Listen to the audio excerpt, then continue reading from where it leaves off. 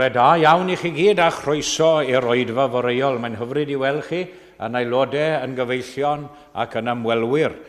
Very good morning to you all, and I hope you'll forgive me for welcoming two in particular, Di and Becca. Di Edwards wedi symud I Linden yn ddiweddar. They've moved to London, to Ealing, from originally Pontypridd, yr ardal Pontypridd. Felly, croesawu nhw I Linden. We welcome them to London as they've moved here, and hopefully have your company a'ch cwmni chi yn gyson yn ein plith ni. Croeso cynnes iawn I chi. Ac awn gyfle I gymdeithasu ar ôl yr oedfa. Ond fe unwn ni nawr I ganu ein hemyn agoriadol, sef yr ail emyn yn rhaglen y gymanfa. Ni'n defnyddio'r rhaglenni gymanfa Westminster. Yr ail emyn Gwendolyn, disgleiried golau'r groes ar uchel fanau'r byd, aid mab y dyn o oes I oes yn fwy ei fri o hyd. Gogoniant byth i'r oen ar air delynau'r nef, a'i groes sy'n gwella'r byd o'i boen. Gogoniant iddo ef, yr ail emyn.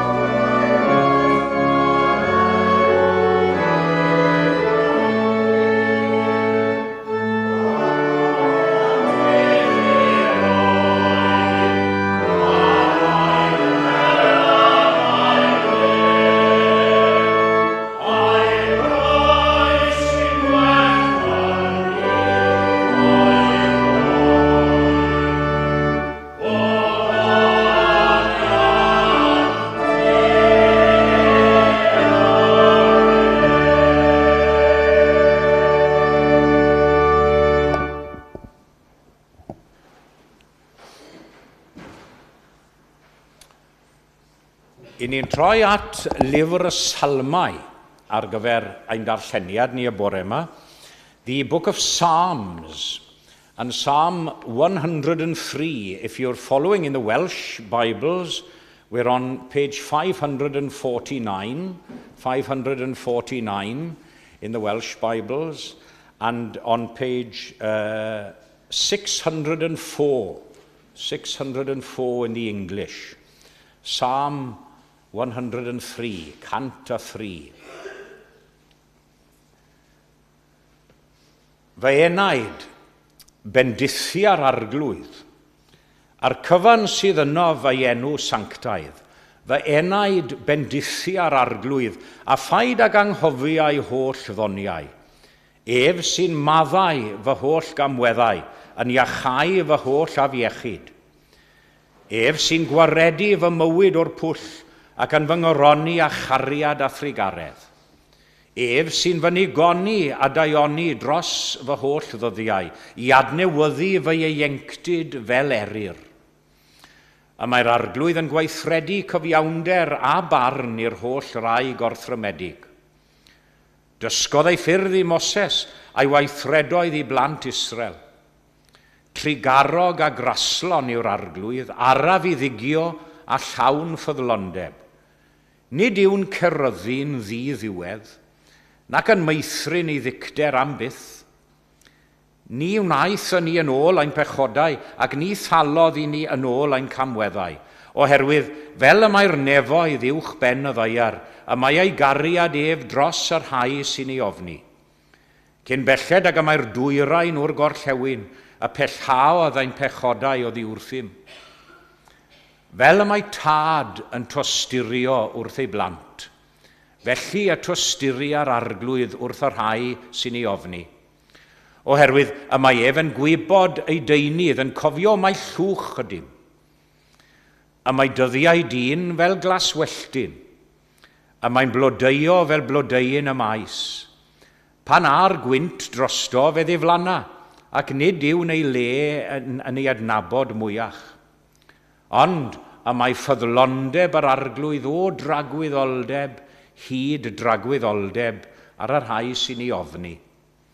A'i gyfiawnder i blant, i'r rhai sy'n cadw ei gyfamod, yn cofio ei orchmynion ac yn ei fyddhau. Gosododd yr arglwydd ei orsedd yn y nefoedd, ac y mae ei frenhiniaeth ef yn rheoli pob peth. Bendithiwch yr arglwydd ei angylion, y rhai cedyrn sy'n gwneud ei air, ac yn ei fyddhau i'w eiriau. Bendithiwch yr arglwydd ei holl luoedd, ei weision sy'n gwneud ei ewyllus. Bendithiwch yr arglwydd ei holl weithredoedd. Ym mhob man o dan ei lywodraeth, fy enaid bendithia'r arglwydd. Ychwaneged yw i fendith at y darllen a'r gwrando hefyd o'i air. Ac fe unwn ni i ganu unwaith eto, yr ail emyn sef 11, number 11, 11. Ryfeddu rwyf o ddiwd y ddyfod yn y cnawd, ryfeddod heb ddim diwedd yw fod Iesu i mi'n frawd, yn wylaidd wrth y groes myfyria fyth ar hyn, yng ngolau y datguddiad mawr ar ben Calfaria fryn. 11.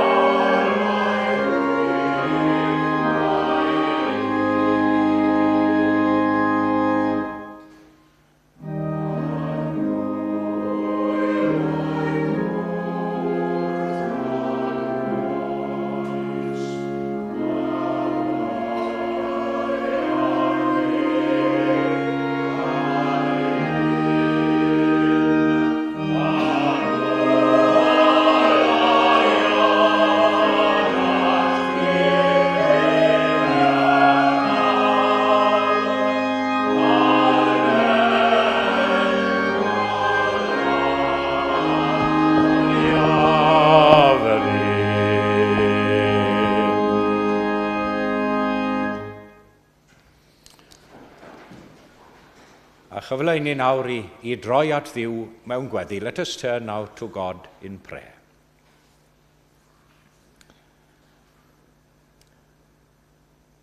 Arglwydd ein Duw, awdur a pherffeithydd ein ffydd ni.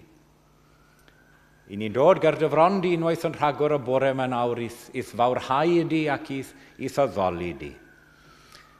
Ac i ddiolch i ti. I ddiolch i ti fel ym mhob oedfa am yr rhodd bennaf a rhoddais di ni ymherson dy fab, Iesu Grist. Diolch o dad nefol am ddanfon Crist i'n byd, a gadael dysbryd glân i'n harwain ni o hyd. We remember, especially in this communion service this morning, the greatest gift of all given to us in the person of your Son, Jesus Christ. We thank you now anew for his example given to us, the way in which he lived his life, the pattern for the way in which we should live our lives, but the way in which we fall so short so often. We realize that, but strive now through this service to renew ourselves in your Spirit and to try and live our lives in the example of Jesus. We thank you for his words of love and grace, his work in preaching and teaching and helping the sick and the infirm. And may we be better examples and better disciples to him in the world. Ond yn fwy na hyn oll, ni'n diolch i ti am ei gariad ryfeddol ti ag ato am ar ben galfari a fryn fel i ni newydd ganu mae'r emyn a wedi ein harwain ni at lwybrau gweddi y bore yma. O gariad anfeidrol ei faint, fod llwch mor anheilwng yn cael y fath fraint. Ac i ni'n diolch i ti ein bod ni nawr llwch y llawr yn cael y fath fraint y bore yma.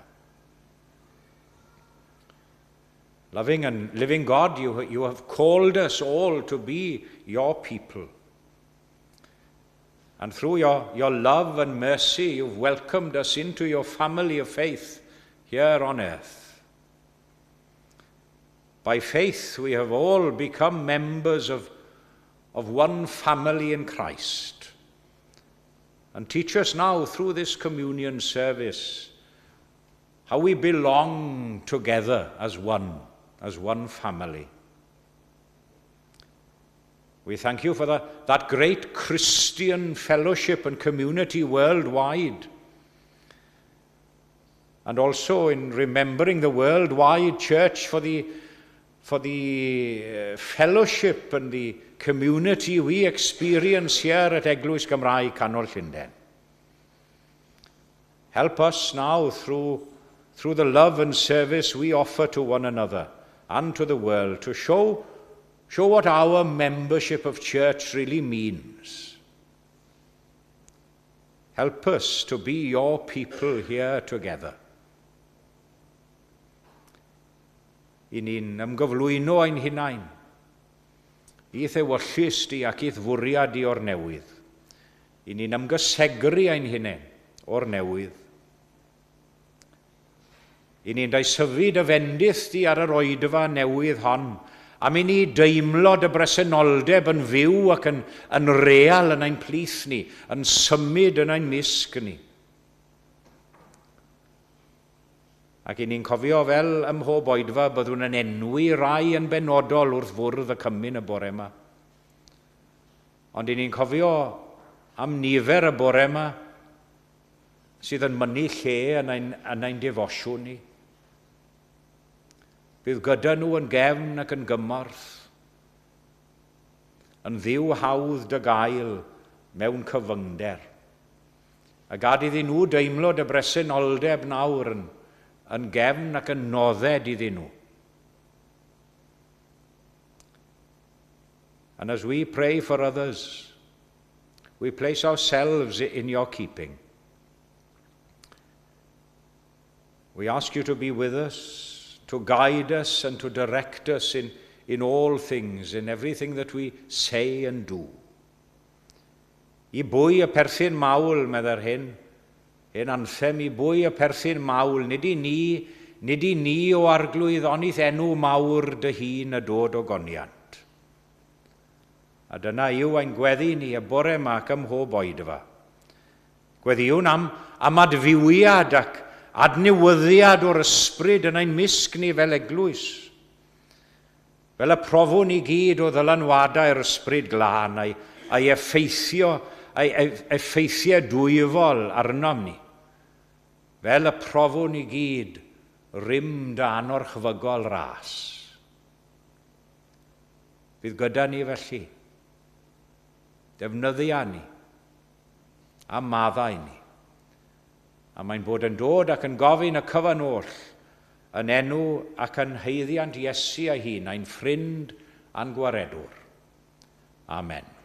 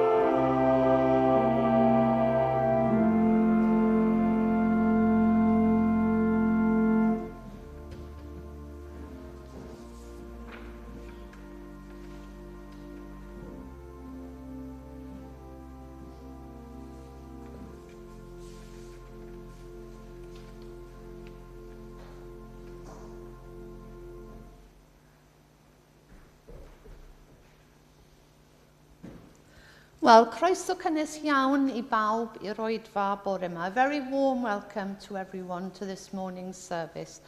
A diolchwn i'n gweinidog am ei arweiniad ac I Will am ei gyfeiliant wrth yr organ. Ac yn ôl ein harfer, bydd cylch trafod am hanner awr wedi 4 ac oedfa hwyrol am 6 hefyd yng ngofal ein gweinidog. After the evening service, the Chapel Curry Club will dine at Yala Yala, that's an old favourite, which is directly opposite the chapel. A mae croeso I bawb. Sul nesa, Hydref y 9, byddwn yn cynnal oedfa arbennig o ddiolchgarwch a chroeso I ieuenctid a phobl newydd I Lundain am 11. Mae'n dechrau blwyddyn newydd I fyfyrwyr a gobeithio y gwelwn ambell wyneb newydd yma yn ogystal â'r rhai cyfarwydd. A rwy'n falch iawn I ddweud bod Côr Llundain yn canu yn yr oedfa a bydd lluniaeth ysgafn I ddilyn yn y neuadd. A croeso cynnes I bawb. Dewch eich ffrindiau gyda chi. So that's next Sunday, our Thanksgiving and Welcome to London service. I'm pleased to say that Cwr Llundain will be contributing to this service, and there'll be light refreshments in the hall to follow. And everyone is welcome. Sul nesaf, byddwn hefyd yn gwneud casgliad diolchgarwch ar gyfer Banc Bwyd Westminster.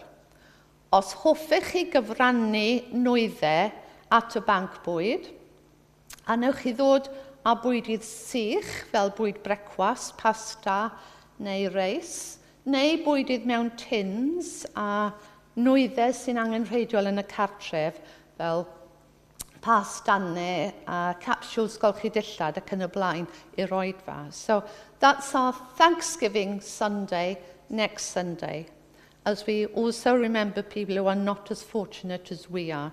And we'll be making a food and household items collection for the food bank in Westminster Chapel. And so we'll be collecting imperishable food in packets and in tins, as well as household necessities like shampoo and toothpaste and washing up liquid. The foods all need to have at least 3 months until expiry date on them and can't be dented or damaged. Os ydych chi eisiau gwybod mwy am hyn, mae poster yn y lobby a'r rhestr o fwyd a nwyddau, neu anwch chi gael gair gyda Marian neu fi ar ôl roedfa, os gwelwch yn dda. Dydd Mercher, fel arfer, bydd oedfa fer anffurfiol yn y neuadd am hanner dydd. The next Glyn Lang Memorial Organ Recital will be on Wednesday, the 19th of October at 1:05, with Richard Lyne, the Director of Music at All Saints East Sheen, and a former Professor of Music at the Royal College of Music performing. And that's 1:05 on the 19th of October. Cofiwch ddod lawr I gael te neu goffi a sgwrs ar ôl yr oedfa. Ac yn nawr fydd o'n amgylch chi dderbyn eich rhoddion. Diolch yn fawr.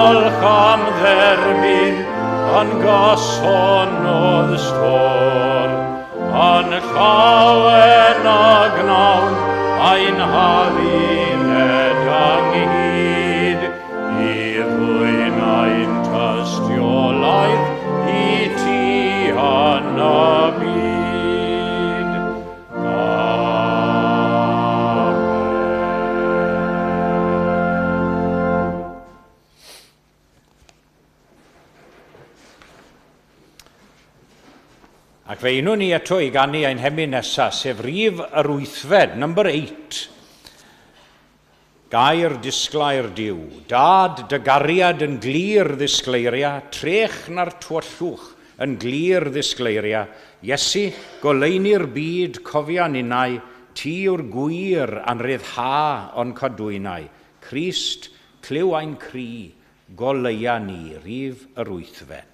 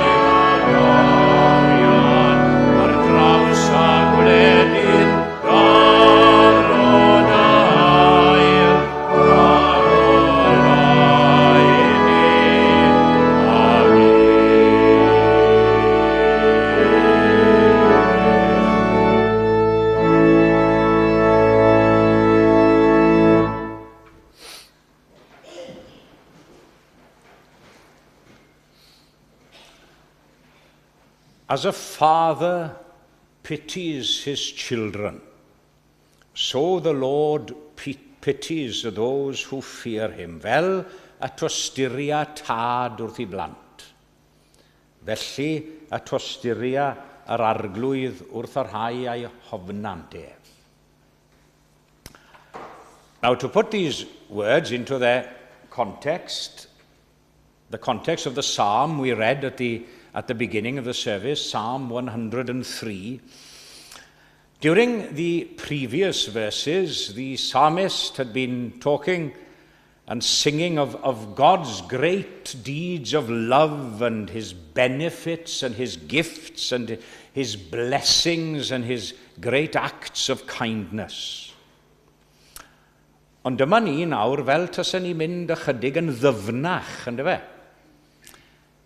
A fel sa'n ni'n dod o hyd i resymau gwell o lawer o ddiolchgarwch I Dduw, fel y tad tosturiol.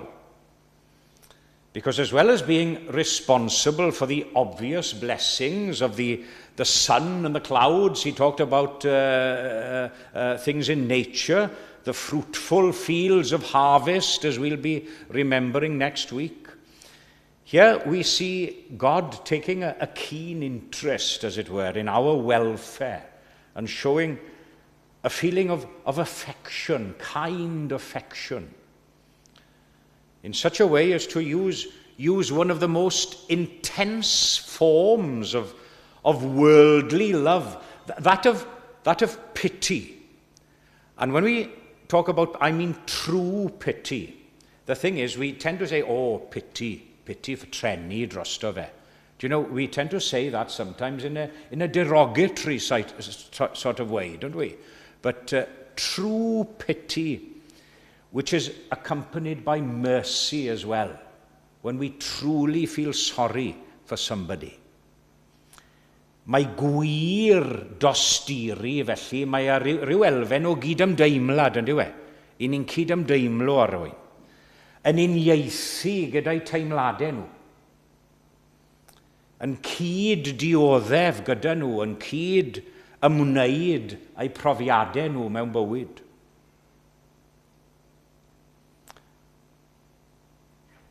Now, God, there are some who, some theologians who say that this human pity, well, perhaps, is that a part of God's nature? He says, without parts or passions. Ond chi mod os yw Duw yn gallu dyheu, I ni'n sôn am hwnna yn y Beibl, Duw yn dyheu am rhywbeth, desiring something, God desiring. Crist ei hun yn cael ei symud at dosturi, yr ysbryd glân hefyd yn gofidio. Dwi o'r farn o leia fy hunan yn bersonol bod Duw yn gallu dangos y teimladau dynol yma I ni. At least God seems to be sympathizing with us, so that in all our troubles, He is troubled. And He pities us as a father pities his children. Now, there is one very, very big question that always comes to my mind. It always raises itself at the outset, and it's something that I'm very, very aware of whenever I preach on a loving and caring and gentle God and parent. What about those people, those fathers and mothers, those parents who don't show pity toward their children? Yeah? What about those children who come from violent and abusive households? And unfortunately, we hear a lot of them, don't we? A lot of them. Well, do you know, the only thing that I can say simply, in a very simplistic way this morning, that they are not true fathers. They're not true parents in the real sense of the word. And just as there are false gods, there are false prophets, there are false everything in the world, there are also false parents and false fathers and mothers who don't treat their children as they should. Credwch felly nawr bod Duw yn ddiw trigarog, yn ddiw sydd yn cofio I blant, tosturiol wrth y rai hynny sy'n I ofni fe ac yn I barchu fe. Ac onid yw'r rhain yn gobeithio yn eiriau o gysur ac o gydernid ac o galondid I ni y bore yma. Ac os nid diw di-deimlad a di-dostur I ni yn ei addoli fe bore yma, ond un sydd â concern gwirioneddol amdano ni fel I blant. Diw y cariad nad yw'n oeri, medda'r emyn. Tad y gras nad yw'n lleihau. And there's a great lesson of humility to be learnt at the outset, I believe, from these words, because, do you know, however strong and confident we may feel at times, we're not always strong and confident. But when we are confident, the verse states that He pities all, even if we think we don't need His pity. But there'll come a time when we do, His true pity and concern. A dwi am dynnu'ch sylw chi yn fyr ac yn gryno y bore yma ar ychydig o agweddau amrywiol fel petai yn ein byw a'n bod ni o fewn ein hymgylchiadau ni yn gyffredinol mewn bywyd sy'n ein gwneud ni yn debyg I blant I ddiw a diw yn tosturio wrtho ni fel I blant. So I don't have headings as such this morning. Not headings, but before we meet around the communion table again, just a few thoughts, a few considerations for you on how God pities and shows mercy and concern to us as His children, as a father, as a true father, should show to all His children. Ac yn gyntaf, wy'n siŵr bod Duw yn tosturio wrtho ni oherwydd ein diffyg gwybodaeth a phrofiad. Yeah? Our lack of knowledge and understanding. And doesn't every parent pity or be merciful to their children because of their lack of understanding and knowledge? As His children, you know, God, He's not angry with us because we don't know everything. Dear me. He's not angry with us because the little that we do know and understand, we tend to get it all wrong at times, don't we? We get it muddled up, get it all the wrong way in the context of our spiritual lives and our worldly lives as well. We can go astray. He's not angry with us because what we have learnt in the first place, we tend to forget. We tend to forget so often. We sometimes ignore it, even if we've been taught. Don't we do that with our worldly parents as well? I'm sure they've taught us a thing or two in our lives and we've tended to forget or ignore it. He pities us because we are His children and has concern for us. Chymod oedd yr hen feistir slawer dydd yn yr ysgol. Oedd yn disgwyl i'r blant I ddysgu popeth oedd o fewn cloriau'r wers lyfr, a wyw I unrhyw un o ddim yn gwybod popeth oedd yn y llyfr. Ond nhw gael eu cyrraeddu yn llym. Rhai, of course, athrawon gas slawer dydd, ond nhw'n mynd camau ymhellach ac yn bwrw'r plant slawer dydd. Diamynedd a chreulon. But you know, parents aren't angry forever with their children. Remember what the verses said in the psalm? Parents, don't keep disciplining children all the time. Well, at least true parents shouldn't, as I mentioned before. It's not all about discipline. A true father and mother shouldn't. A true parent, if their children don't understand at first, well, what you do, you put it in another way, so that hopefully they'll understand. And if they don't grasp it, then perhaps you'll try another way until the penny drops, as we say, and they've learnt their lesson. Nid cymryd agwedd athro cas yw Duw. Na tad tosturiol. Mae'n barod I addysgu yn amyneddgar, patience. Patience, that's the name of the game. Ac yn ogystal â thostyrio wrthon ni yn ein diffyg gwybodaeth a diffyg profiad, mae'n tostyrio wrthon ni yn ein gwendid hefyd, in our weakness. Children, especially little children, they can't do much on their own, can they? Too helpless, too weak to do things on their own. A dyw mam a thad tosturiol, dyn nhw ddim yn casau i plant nhw am eu gwendid nhw. Dear me, os rhywbeth, maen nhw'n dotio arnyn nhw oherwydd i bod nhw'n wan, achos i bod nhw am helpu nhw, arwain nhw mlaen, rhoi hwb ymlaen iddyn nhw, dysgu nhw fel i fyw yn y byd. Ac yn yr un modd, Dyw ddim yn ein casau ni am ein gwendidau ni, ein gwendidau amlwg ni, ond yn hytrach am ein harwain ni. But you know, we shouldn't let our own weaknesses either lead us into the realms of unbelief, disbelief, and mistrust of God and his pity toward us. Because if we who tend to be so selfish and so self-centered at times, if we know how to be tender to a little child, and we all do, to be tender to a little child, how much more tender and pitiful and sympathizing with our weaknesses and our failings will God himself be toward us as his children.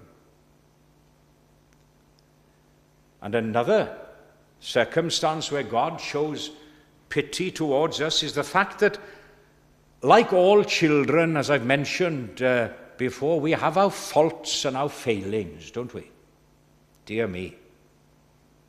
And we have our faults which need to be forgiven. Mae ein tad nefol, mae ein gweld ein diffygion a'n beiau ni. Ac mae'n darparu ffordd i ni cael ein maddau caid modd i faddau beiau a lle i guddio pen. Think of Peter. Do you think Peter, the great apostle, do you think he should have been thrown out of the church for denying Jesus so fervently and with so much determination, not once, not twice, but 3 times, denying ever knowing him? Do you know, if it was up to us, I'm sure he would have been thrown out. Can you imagine if somebody stood up here in the congregation and denied fervently ever knowing or accepting Jesus as Lord? If it was up to us, human beings, dear me, I don't think we better throw those out of the church. They're not part of the church. That's if we had something to do with it. But not so with Jesus. Ac o fewn diwrnodau yn unig iddo fe gyflawni a fath drosedd a gwadu Iesu Grist, mae'n cael ei dderbyn yn ôl unwaith eto. Mae'r arglwydd yn barod iawn i faddau. Hwyr frydig i lyd a mawr o drigarowgrwydd. Meddai adnod arall yn y salm. Ac ar y llaw arall, wrth gwrs, mae'r eglwys gallu bod, mae'r eglwys ar y ddeiar gallu bod yn araf iawn i faddau ac yn barod iawn i ddal dig, mawr cywilydd i ni fel eglwys.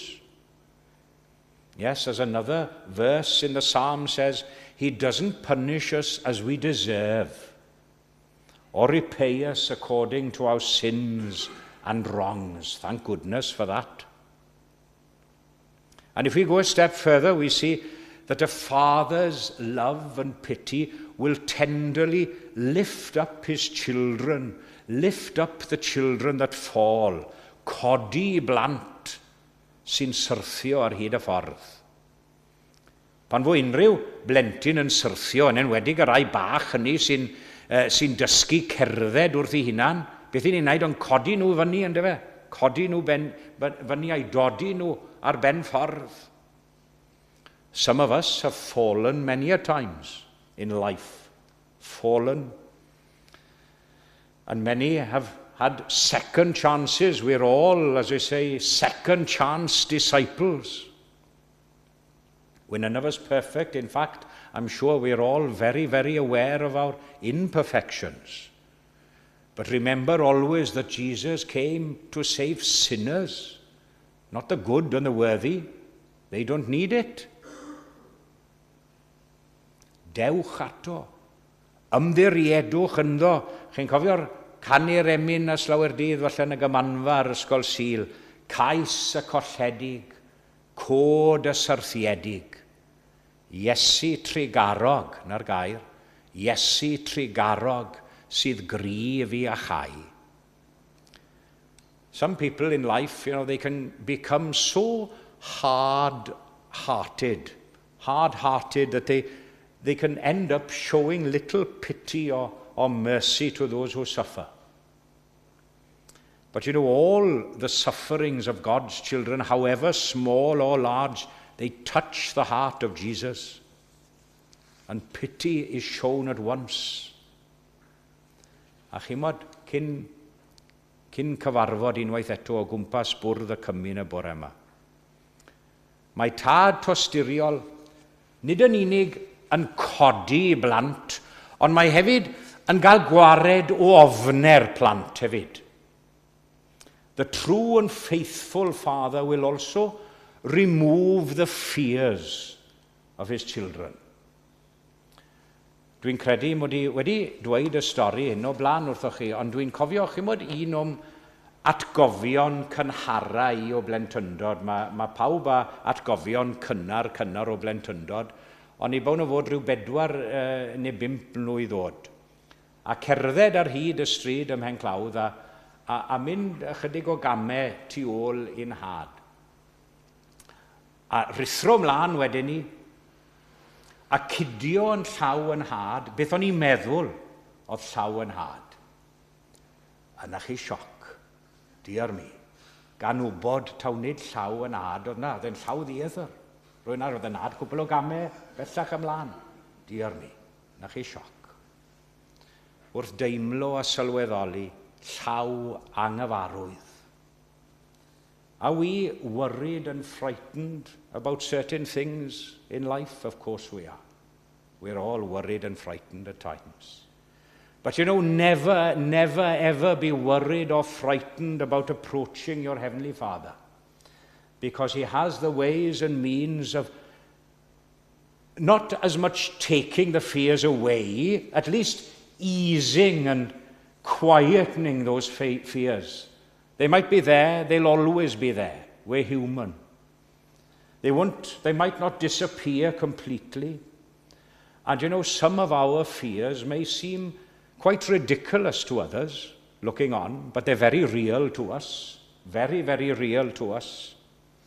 But remember that a child's fears are never too ridiculous or seemingly too outrageous for the sympathy and the pity of a loving father.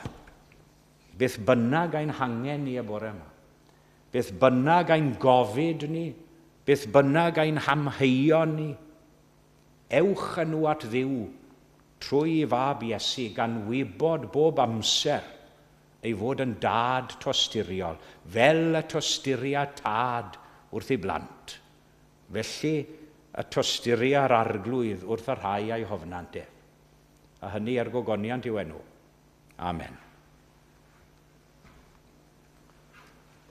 Ac fe ganwn ni. Rhif y 6. Number 6. Ysbryd glân, golomau nef, gwrando'n rasol ar ein llef, eithom yn wywedig iawn, disgyn yn dy ddwyfol ddawn. Ysbryd glân, golomau nef, cod ni ar dadau'n gref, fel o'n i sôn am dad yn codi I blant. Dyma'r ysbryd yn neud y gwaith yna. Cod ni ar dadau'n gref. Nes yr awn I uwch y byd, mewn sancteiddiol nefol fryd. Rhif 6.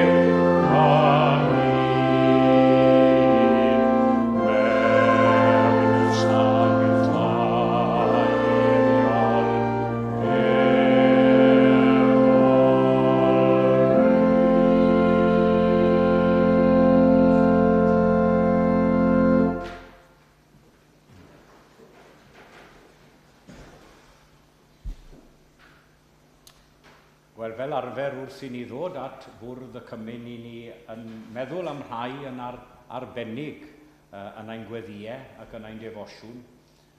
Since we last met around the communion table, we received the very sad news of the passing of John Mervyn Jones. And we send our love to Marian and to John's sister Mair and all the family, the nephews and nieces. I only looked this morning at the chair and I thought of John, that we put the chair for John when he would come. And was only here made such an effort to come a few months ago. And after that service, I don't think actually he did go out after that service. So faithful to the end, and had been such a faithful servant to Castle Street as church secretary and to Eglwys Gymraeg, Canol Llundain a Llai, siarad yn bersonol fel gweinidog, mor gefnogol I bob gweinidog. Oedd e'n gefnogol i'r weinidogaeth. The ministry was important to him, and he was such a supporter and servant of all the ministers that had been here. Ac I ni'n cofio yn dair ac yn dyner amdano fe ac am Marian a'r teulu. Fel dwi'n dweud, mae pob aelod yn gwerthfawr, ond oherwydd amlygrwydd ambell un, maen nhw yn fwy amlwg yn yr eglwys. So mae pawb yn gwerthfawr, ac I ni'n cofio yn arbennig I gyfraniad ynte i'r eglwys hon. We have the funeral arrangements. We will be announcing again nearer to the time, but it's right at the end of the month on the 31st of October, Monday the 31st of October, in Woking crematorium at 2 o'clock. And again, since our last communion, I did mention Jean Carger in our last communion, and we said our last farewell to Jean only last week in her funeral. Although not a member on the books, as it were, Jean was such a part of the community here at Eglwys Gymraeg. And we think of Jane and George, obviously, in their sadness. Only last week, I had a message from Anne Crochet to say that she's had a very, very nasty fall and broken her wrist and has to have reconstructive surgery with her teeth and what have you, so a very nasty fall, we think of Anne. And then on top of that, Mary, Drian, and the cartre wedi cael COVID. No symptoms, she's been tested, as it were, positive, but no symptoms, so that we should be grateful for that, Mary, in the home. So that's adding to Anne's woes and troubles, so we think of her. And only last week, I know that Anne and Morris and Rachel and Alex had a little bit of a shock when Eleanor was taken into hospital. But I hear that everything is well on the road to recovery, and she's back home. And we think of the little family. It's always worrying, isn't it, when a child goes into hospital. But we're thinking of them. And as I often mention, without particular names, specific names this morning, there are a number of people who are having ongoing treatments, hospital appointments and treatments, and we think of them around the communion table.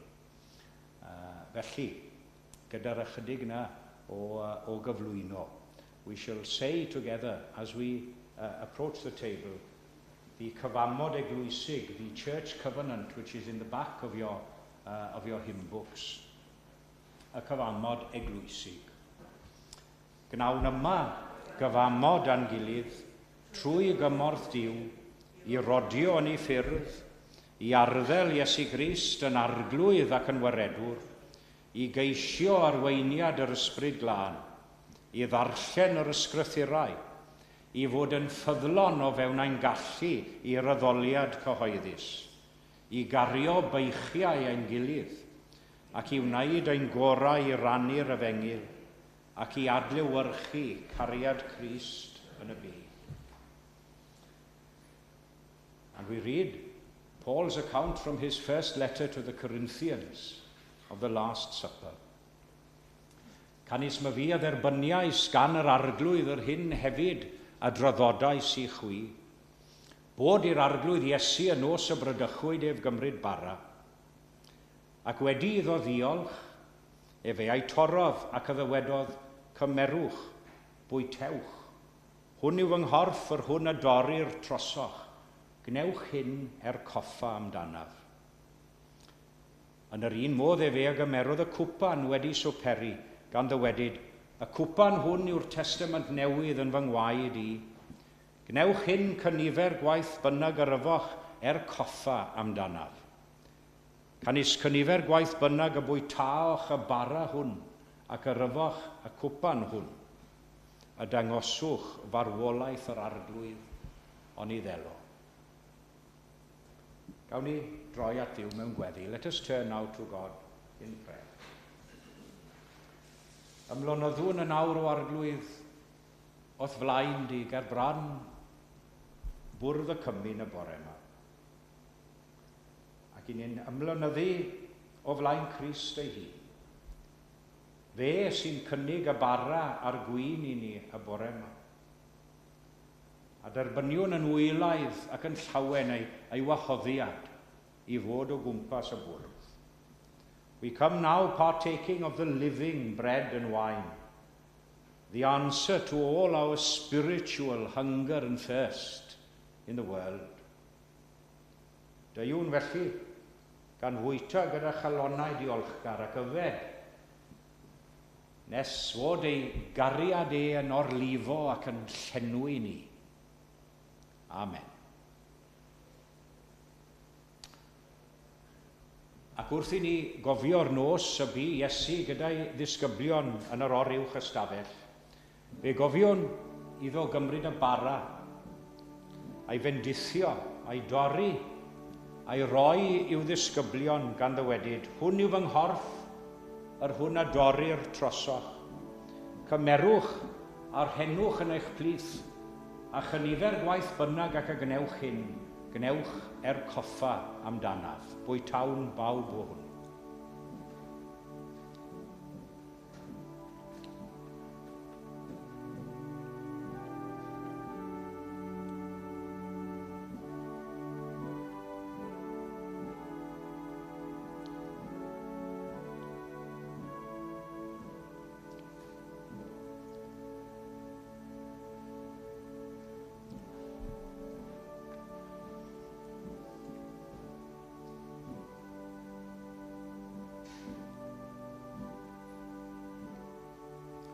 Cofiwn hefyd iddo gymryd y cwpan wedi swperi, a estyn i'w ddisgyblion gan ddywedyd, y cwpan hwn yw'r cyfamod newydd yn fy ngwaed I.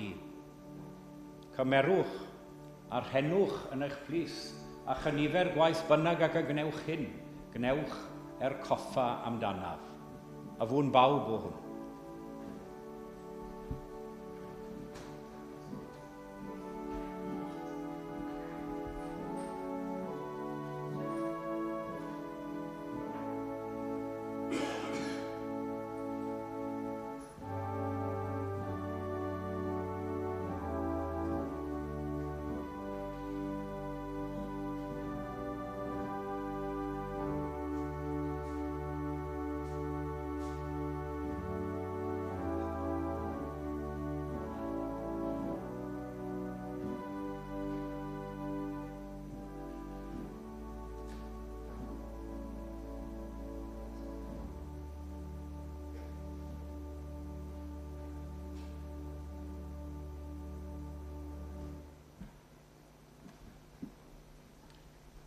Gweddiwn, let us pray.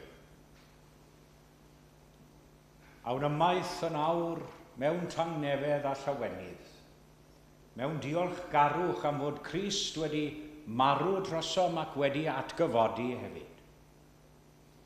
We leave this communion service in hope and love and faith, remembering Christ's own love for us. The spiritual feast is over, but the journey begins, and we go now in his name. Awn felly yn awr yn enw Crist i fyw ac i weithio drosto fe, ac mwyn ei deyrnas a'i ogoniant ef yn y byd. Amen. And we sing seated to conclude our morning communion service. Number 7, hymn number 7. Geiriau mawr Thomas William Bethesda'r Fro. Fenaid gwel i Gethsemane, edrych ar dy brynwr mawr yn yr un ar ymdrech meddwl chwys a gwaed yn llifo i lawr. Dyma'r cariad mwyaf ryfedd ddi erioed. Rhif 7.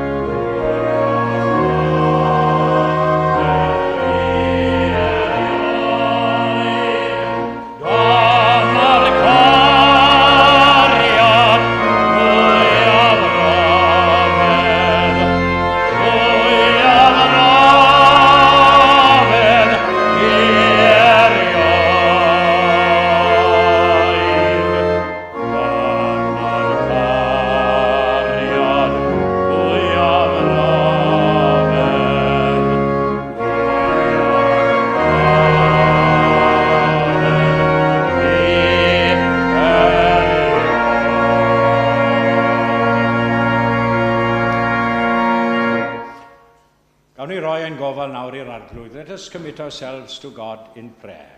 Dyma'r cariad mwyaf ryfedd y fi erioed. Gollwng ni yn awr o dad nefol o dan dy fendith gyfoethog, a bydded i ras ein harglwydd ni Iesu Grist a chariad Duw a chymdeithas ei lan ysbryd ef i fod gyda ni a phawb sydd yn annwyl gennym ac yn absennol o ddiwrthym ni. O'r awr hon hyd yn oes oesoedd. Amen.